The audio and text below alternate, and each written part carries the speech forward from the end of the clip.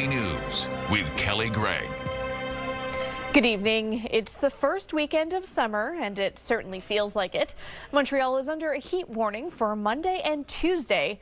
With the humidex, tomorrow could feel like 45. Anastasia Dextrine reports. Well, if you can't take the heat, you're out of luck. We saw that the humidex is going to be like 40, 45. Environment Canada issued a heat warning on Sunday. A warm and humid air mass could loom over Quebec until Wednesday. Daytime temperatures could exceed 30 degrees and remain above 20 degrees at night.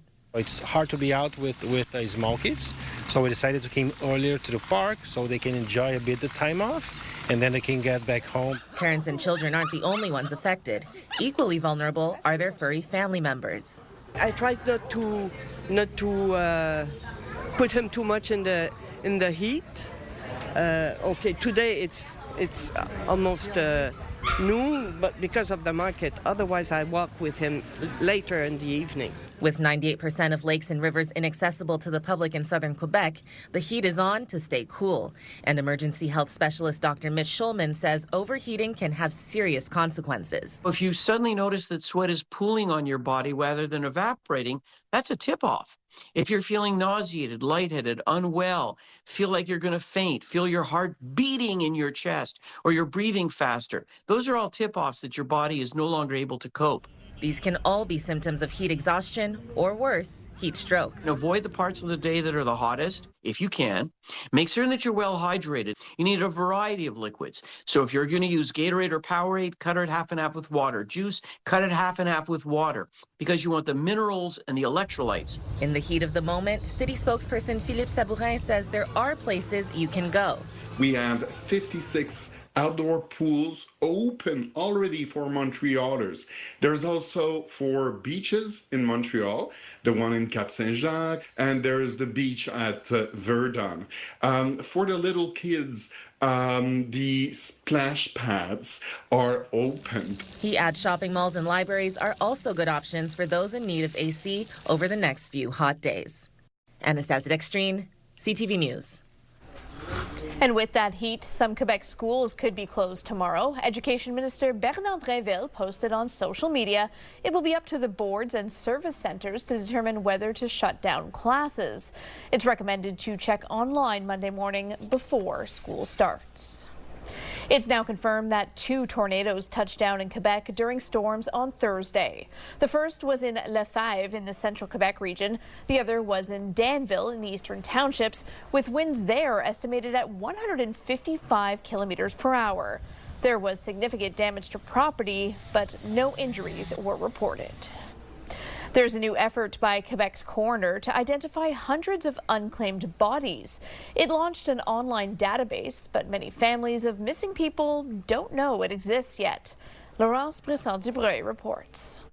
Every person has something that makes them stand out. A tattoo, a wedding ring, a scar. For Suzanne Lejeune, it's her sister's smile she remembers. She had a gap between her front teeth. Lucie Lejeune vanished in December 1990, but her disappearance wasn't reported until the following February. Decades later, there is still no sign of her. I can't do anything to find out what happened to her without a body. No crime and no justice. A new tool on the coroner's website gives families a glimmer of hope. It's a public database of unidentified bodies with photos of clothing, tattoos, and personal items. Coroner Karine Spénard says it fills a critical gap. In the last 40 years, we still have about between 500 and 600 persons that are still missing, that we don't know the identity. She says modern technology is helping to solve cold cases. We have new techniques. We have DNA that's improving each year.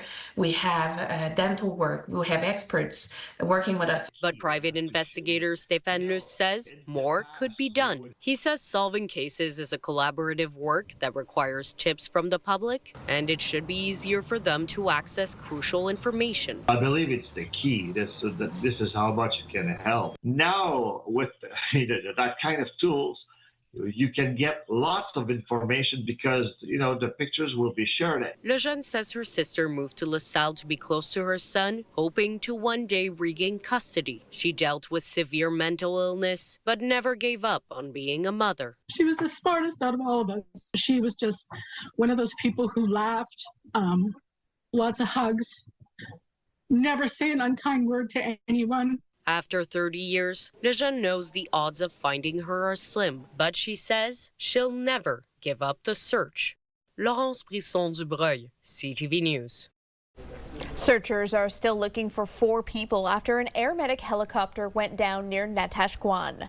The chopper crashed into a lake around 10:30 p.m. on Friday while carrying out an emergency transport. Air medic released an update today saying teams of divers from the SQ are on site. 1 crew member has been located. His life is not in danger. The company is temporarily ceasing operations to offer support to staff. Former Liberal cabinet minister and former Canadian ambassador to China, John McCallum, has died. His family posted online that he passed away peacefully on Saturday. McCallum served as an MP from 2000 to 2017, filling several cabinet posts, including defense minister. Before entering politics, he was a university professor, the Dean of Arts at McGill, and the chief economist for the Royal Bank of Canada. He was 75 years old. After 63 years in business, the Peel Pub has shut its doors. It's left many longtime patrons surprised by the sudden closure. Christine Long reports. After more than 60 years, the party is over for the Peel Pub.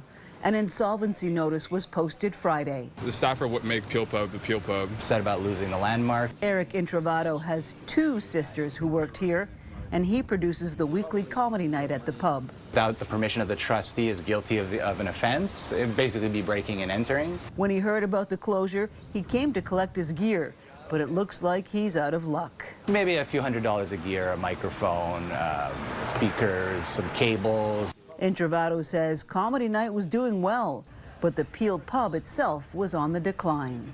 Blatant disrespect in terms of workers' rights. Rabbi, who didn't want his family name used, has friends who worked at the pub. He points out the terrace wasn't installed for the summer season, and staff took that as a sign the end was near. They don't get paid on time. He refused to pay them as well. Their hours that they had clocked in for the Grand Prix weekend. So there's a lot of people who still have money, tips, stuck in here. No, completely dead silent from the owner. Ongoing construction also affects summer business, according to Dave Lanamitz of McLean's Pub next door. Having the street closed at the intersection has been really bad for business. It hurts us. If no one's going up and down the street, no one's walking up and down the street. And it's not good. If the street was closed for a festival, that's a different story. Then people have a reason to be here. CTV contacted the Peel Pub owner, Sami Jamil, several times and did not get a response. Meanwhile, Introvato says he's looking for a new venue to host comedy, but lots of people, like his sisters, are looking for back pay and a job. That's where the real problem is what is going to be the process for everyone who's affected by this, essentially. Now that it's closing time for good. Christine Long, CTV News. Montrealer Lou Dort and the Oklahoma City Thunder are NBA champions. For the first time, the NBA champion resides in Oklahoma City. The storybook season is complete. The final score was 103-91 in Game 7. There were 4 Canadians on the court tonight, with a Montrealer on either side. Dort with the Thunder and Benedict Mathurin with the Indiana Pacers. Both were born and raised in Montreal North. During the finals, the families of both players held watch parties, raising money for charity. Here in Montreal, the Alliance were able to hold on to snap a 4-game losing streak, taking down the Saskatchewan Rattlers 93-89. Despite a slow start, Montreal went on a run in the second quarter, outscoring their opponent 15-3. Quincy Guerrier finished the night with a team-high 20 points. Montreal will now head out from their home court at Verdun Auditorium on a 3-game road trip. Their next matchup is on Saturday night in Ottawa. The Montreal Roses came away with a 0-0 draw against Vancouver, extending their unbeaten streak to 4. Goaltender Anna Karpenko made 7 saves. The Roses only managed 5 shots on net and almost netted 1 in the second half, but it goes off the crossbar. A win would have put Montreal into first place in the league, but now heading into the international break, they sit in second. Weather, brought to you by Gratian Scaff's second pair is a gift event, including designer frames for a limited time. Now for a first look at your forecast. Still a warm night in Montreal at 25 degrees right now. Slightly cooler outside the city, but it's feeling more like 31 in the city, still at 11 o'clock at night. Tomorrow will be a scorcher. The forecast high is 35, but with the humidity, it'll feel more like 45. A mix of sun and cloud throughout the week. Another hot one for Saint Jean on Tuesday before temperatures do cool off just a little. After the break, a new look for the Canadian World War I Memorial.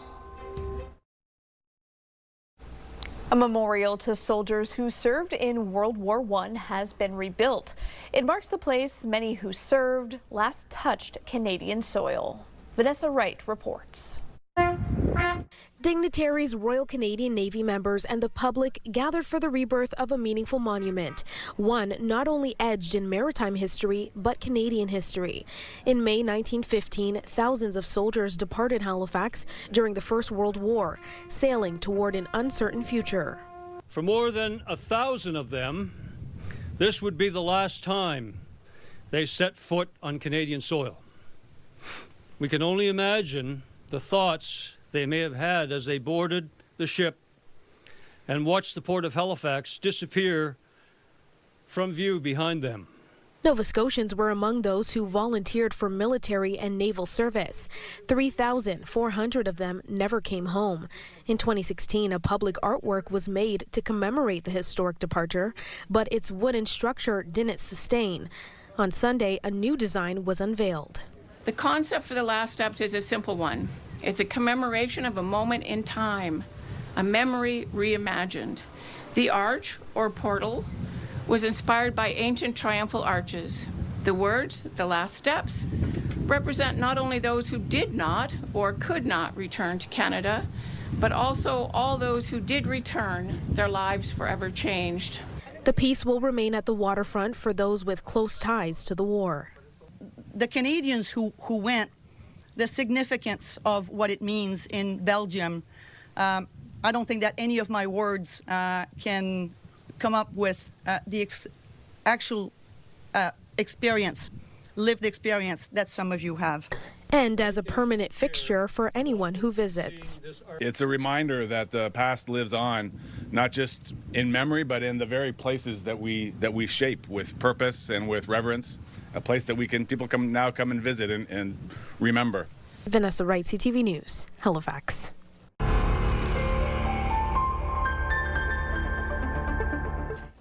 Time now for our In Case You Missed It feature. With a growing number of people turning to food banks, Montreal recently played host to the first ever Food Insecurity Summit.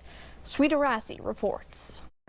At the On Rock Community Services on the West Island, the stocks of food are low and barely keeping up with demand. We've never run out, but we have been in a place where we walk around with a bit of a worried face, wondering if we're going to make it this week.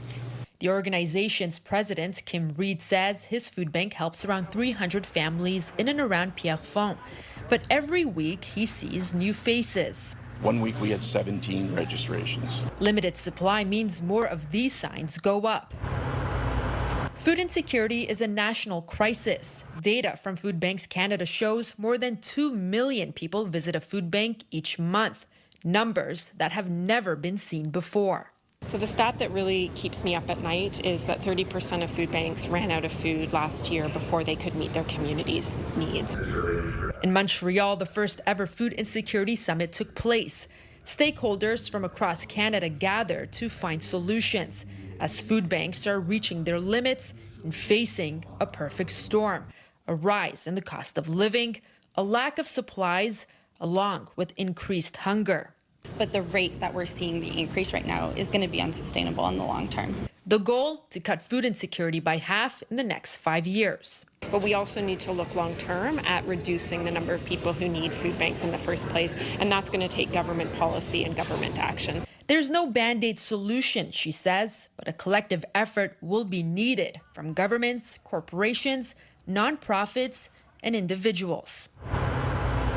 Back at On Rock Community Services, they take it day by day. It's another one of those up and down things where sometimes we're doing great and other times we're riding the ragged edge of disaster. A disaster he hopes never comes.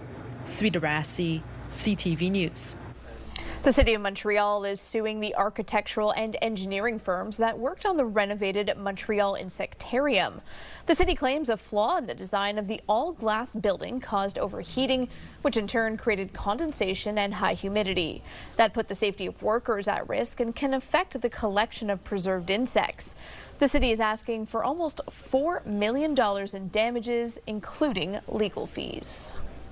There are demands for increased highway safety in a community near the Quebec-Ontario border. It comes following a deadly crash this spring. Dylan Dyson reports.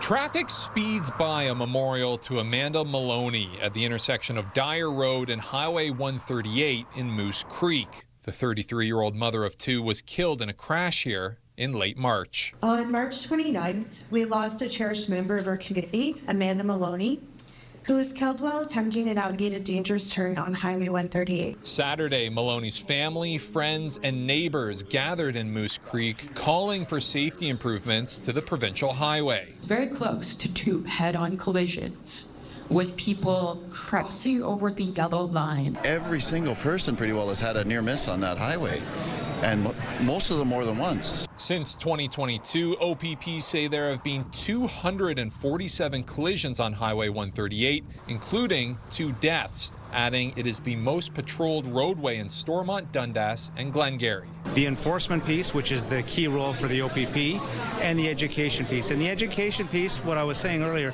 that's a journey. That's not a destination. Education never ends, whether it's signage, whether it's getting out to new drivers that are just starting out. The local MPP bringing positive news that a proposal to redesign the highway will move forward in the coming months. The whole reports, including passing lanes, one set of passing lanes north, one set of passing lanes south, left-hand turning lanes, slip lanes, lines of sight as well. So that will be starting this summer. But frustratingly for the community, that work is scheduled 3 years from now in May 2028. I'm happy that there's going to be turning lanes at that intersection because that is the reason why she died, was because there wasn't one. I'm a bit disheartened to hear how long it's going to take for some of these changes. Until then, a monument is being erected in Maloney's community. I want a bench for her. I want a bench at the park so her girls can see how much she was appreciated, see how much she was loved. Dylan Dyson, CTV News. Coming up, from U.S. college football to his home field, a Greenfield Park athlete pays it forward. Download the CTV News app and stay on top of local stories as they unfold. An all too familiar sight.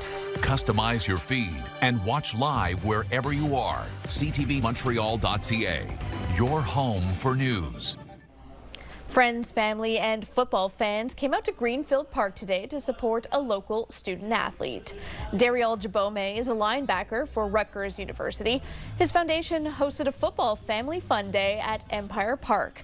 There were activities for all ages to introduce them to the sport. Jabome says it's his way of saying thank you to the community that helped him rise up the ranks. It's important for me to give back to the community because the community gave back to me first.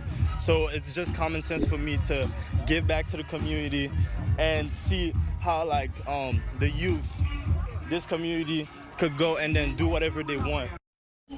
Jabome was also a finalist for the Cornish Trophy, which honors the top Canadians in college football. Time now for a last look at our forecast. Still hot out there tonight in the mid to low 20s across most of the region, but it's still feeling like 31 in Montreal, 29 in Mirabel and in Sherbrooke as well. A heat warning in effect. Tomorrow will feel like 45 with the humidity, so be sure to stay cool indoors and drink plenty of water. Looking like a mix of sun and cloud for most of the week, but the high temperatures will cool down by the end of it. That wraps it up for us tonight. For the latest news, listen to the Andrew Carter Morning Show tomorrow at 5 on CJD 800. You can always head to our website as well. Thank you so much for joining us. Have a great evening and take care of each other.